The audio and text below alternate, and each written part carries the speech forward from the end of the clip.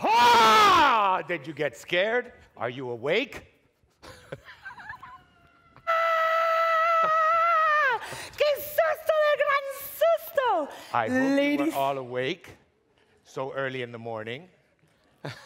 Ladies and gentlemen, with my greatest pleasure to introduce one of Madrid's most incredible success stories, y gran amigo, el maravilloso Kike Sarasola! Hello, everybody. Thank you for coming. Thank you for being here so early in the morning. I'm going to talk to you about fears, which I think we all have. Do you have fears? Yes or no? Yes. Well, I do have fears a lot. I fear so many things. Let's see where I have. Cowards are not allowed beyond this point. If you get scared easily, go away. I mean, we're here in a business which is very scary. I mean, we have the VCs, we have the funding, we have to get money, we have to make the companies work. So at the end of the day, we really have to be looking at our fears straight to them and see what happens with these fears. We have to get over them. We have to listen to what we really think. Let me tell you about the VCs, which is something I think we're all here very worried about. Don't forget two things. If you're an entrepreneur and you have a business, the VC needs you. You need them for their money, but they need you. So don't let them come and bully you, because I've seen very good VCs and very bad VCs. VCs that really help you and VCs that can destroy your company. But something is very important. We both need each other. They have the money, they don't have the ideas. You have the ideas, so you have to defend your ideas. The first thing I tell a VC when I see there is you get the feeling, and you have to tell them, listen, are you going to let me work, or are you going to touch my balls? That's the first thing I do. Half of them get up and leave, think I'm not funny. The other half think I'm funny. I say, okay, I like this half. That is something very important, because, I mean, it's worse than a marriage. You're there for a long time. You're going to be seeing them. It is true that the VCs help you. They can help you organize your company. They can help you organize your ideas. But you have the main ideas, so you have to really fight for them. You have to really defend them. But there's many types of fears. Do not run away from them. It's very important that you look at them, that you see what they are, no? That you think, oh my God, am I doing the right thing? Is this happening to me? Are we doing it right? I think when we are in the world of startups, it's very important that we don't see we see the big picture, no? We have the global vision. You have to get up and see. I recommend all the people when I talk to them. For example, I speak out a lot with my team. So I realized at a certain point that my team were really not thinking. They were wanting to hear what I was going to say, and they would follow. So I decided to step out. I stepped out of the meetings, and I said, okay, when you guys finish, you tell me what you've decided. And I might agree, might not agree, but I'm not there to guide them all the time. No, I think it's very important whenever you're starting a new business to learn how to delegate and separate yourself. No, get a global vision. I always recommend them leave your office. No, if you're looking at the little point all the time and the little problem of we ran out of this or we ran out of that, you really don't see the big picture. So I really recommend when you have a moment of fear, get out of your office, go take a walk, take a coffee, just think and just get your mind off the thing and take a global vision. I think that is something that really helps me, and I think it's very important when you're in our sector. Face your fears. I think it's very important to be able to face your fears, that you surround yourself by a good team. It's important that your team tells you that you're doing things wrong, because nobody is perfect. So it's important that the people around you have no. My team wants me to take off my mask. No, I'm not taking my mask off.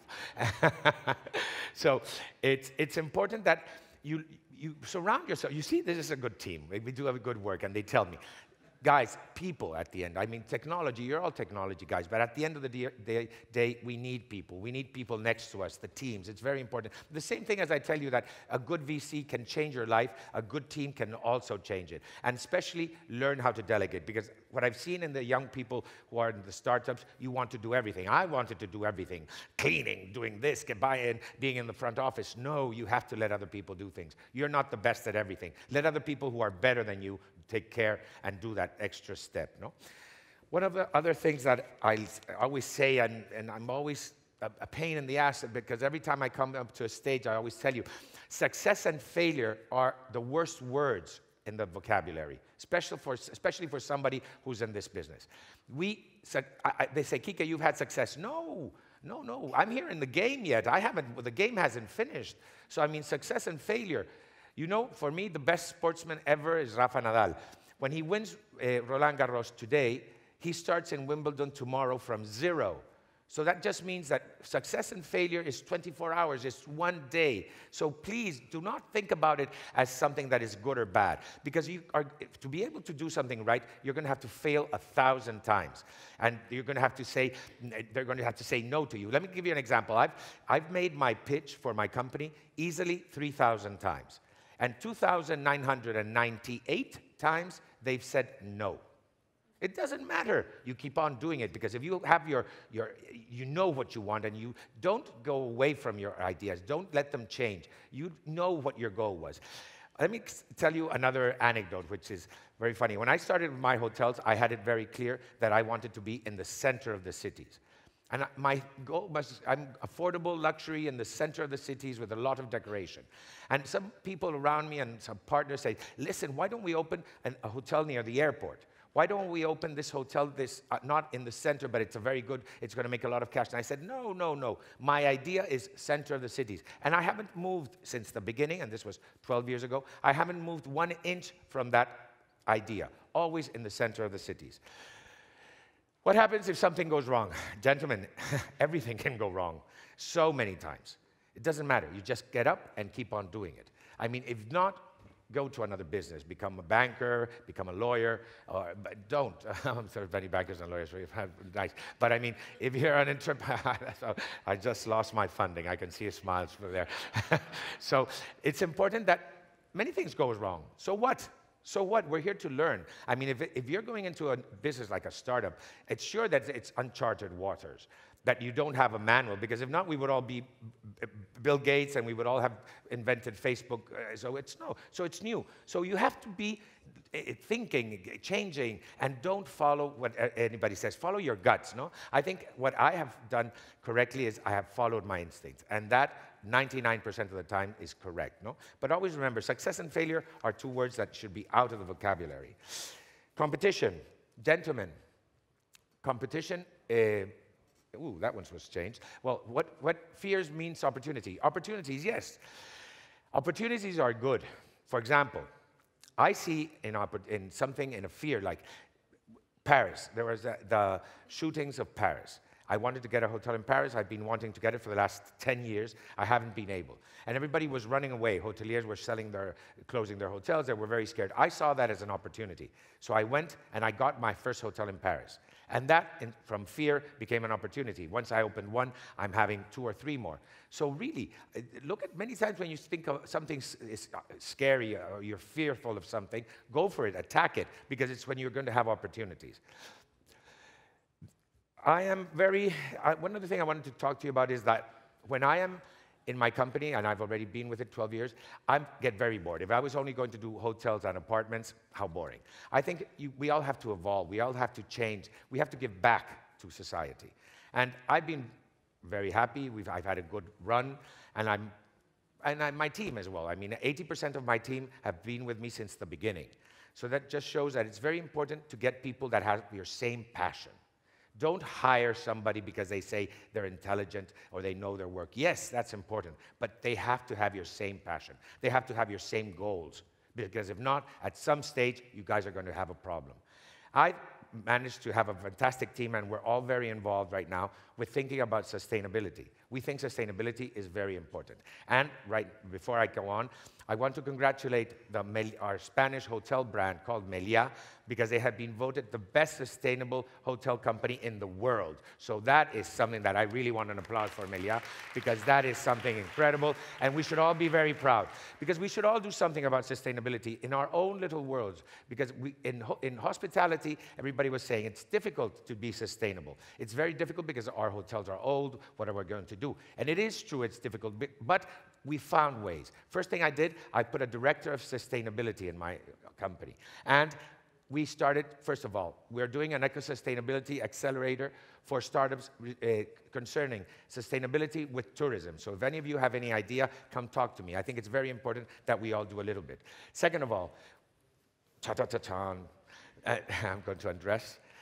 This is the uniforms of my roomies, and it's 100% sustainable. It's all done from the shoes, the pants, the shirts, the jacket, everything is recycled fabrics, done by EcoAlf from plastic bottles and for fisherman's net, everything. I'm the first company in the world who all my uniforms of my staff are 100% sustainable.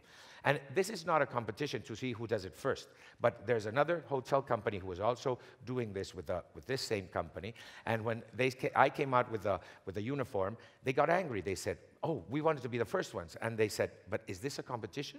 Or are we going to trying to save our planet? I think it's very important that we all have this in mind. We can do a difference, and we have to make our politicians see that we have to have sustainability. Plastic zero.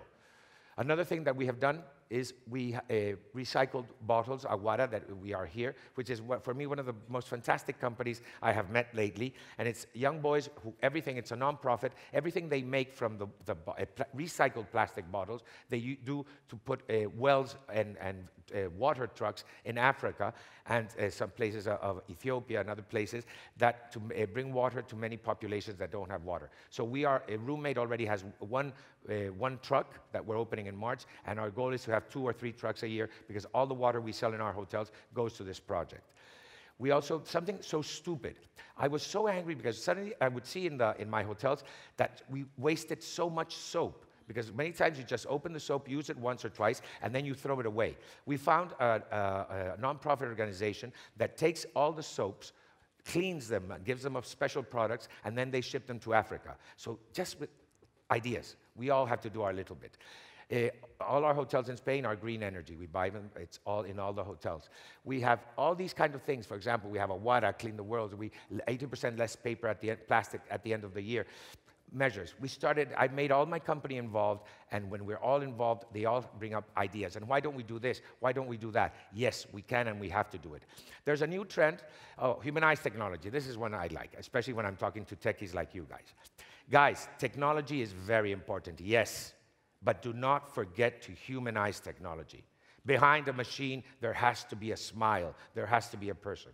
For example, I will always say the other hoteliers are very obsessed by putting automatic check-ins and check-outs in the hotels. I will never have that. Why? Because when I come to a place, I like to feel the smile of the person in front of me. I want them to say hello. And that is something that you should always try to do. Even in any of your technologies, humanize it, because that will make the difference. All the technology that has something human and something like this behind them, success.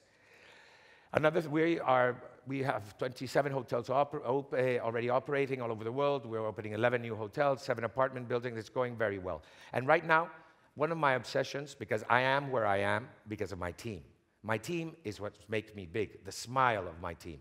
I hire smile. I don't hire somebody for their looks, well, of course, for the looks always, but also but most importantly for the smile, for how they treat my client. If your staff, if your workers are happy, be sure the client is going to be happy. So this week, I launched 3 initiatives, which I think were I was in one of the long flights. I was coming from America for 12 hours, and I was thinking, it's the only moment I can really think without anybody bothering the phone. So when I get off the planes, I come down with a huge list of things to do. So I called my team and I say, guys, I want to give them, we did a month before, we did an interview to all our 1,300 roomies. What would you like? Of course, more salary is always the first one. The second one, almost always there, is more free time. So I said, how can I make them happy? I cannot pay them more because, I mean, the numbers are good, but I cannot give them 10% raise. So I decided to do 2 things. One of them is I'm going to give them 1 extra week of holidays.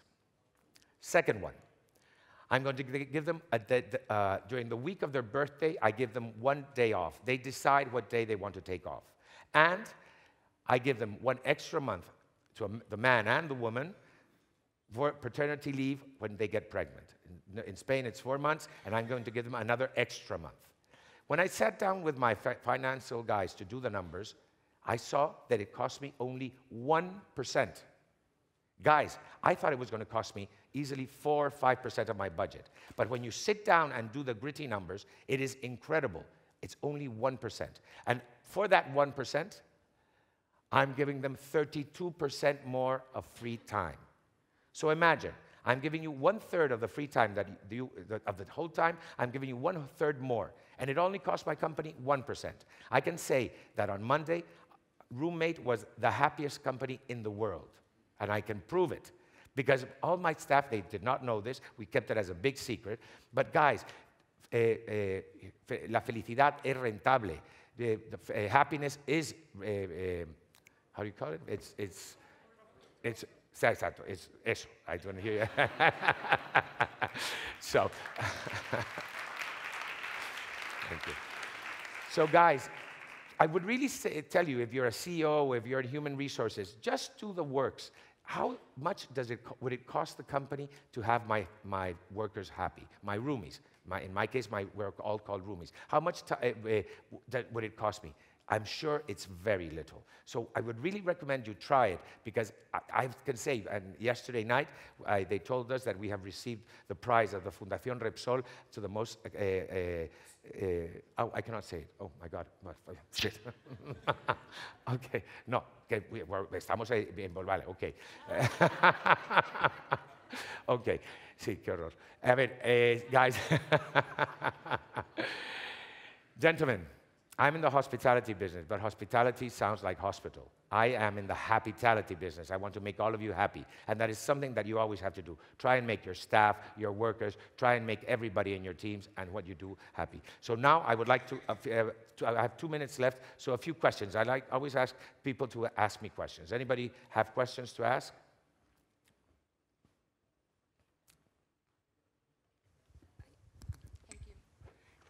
First of all, hi, Kike, I'm Isabel. Thanks for your speech. I work in a fintech, and I wanted to ask you, how do you recognize a good partner? Well, it's very difficult, but at the end, it's the most important decision that you can make. Who is going to be your partner? Is it going to be a bank? Is it going to be a VC? Is it going to be... So I think it's very important that you sit down and think about it. And as I say, really find out about that VC first. His track record, find out about them. Have they really helped the other companies? Or are they one of those VCs that are very much on top? Do you want a VC to be very much on top of you or not? I think it's one of the most important decisions is who will become your partner. Because I've seen many good ideas that they chose the wrong partner and they have gone under. Thank you. More? There are a million more. Oh, a million more. We stop. There's going to be a million more questions because this is so interesting, and unfortunately, we don't have time today. Gentlemen, but we thank can you do it so much. a little bit later. Kike Sarasola, incredible, incredible.